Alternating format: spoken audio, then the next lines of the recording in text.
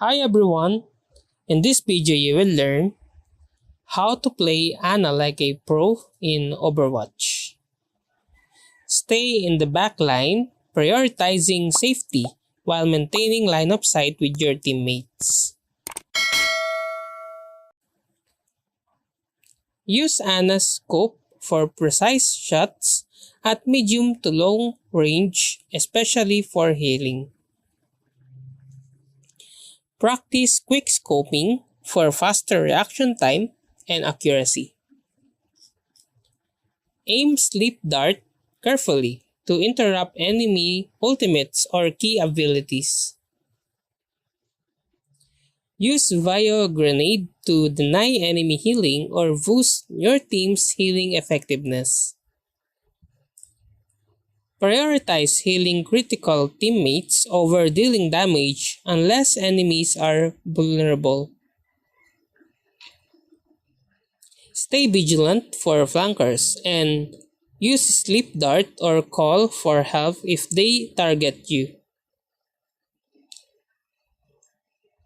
Coordinate nano boost with teammates who can capitalize on it, like Genji or Reinhardt. Inform your team when nano boost is ready or other important cooldowns. Combo Bio Grenade with other burst healing abilities or ultimates for maximum impact.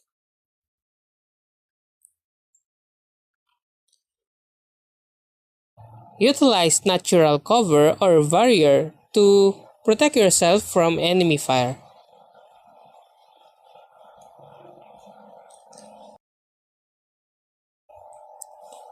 Help peel for your other supports if they are being targeted by enemies.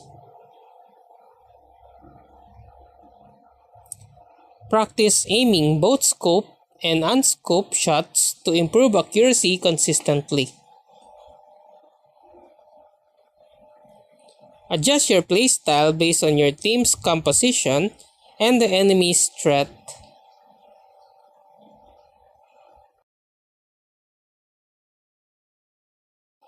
Position yourself where you have clear sight lines to heal your team without being exposed.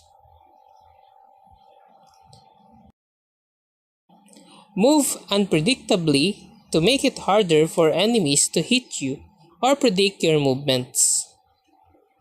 And that's how to play Ana like a pro in Overwatch. If you like this video, please click the like and subscribe and ring the bell icon to notify you to our next video.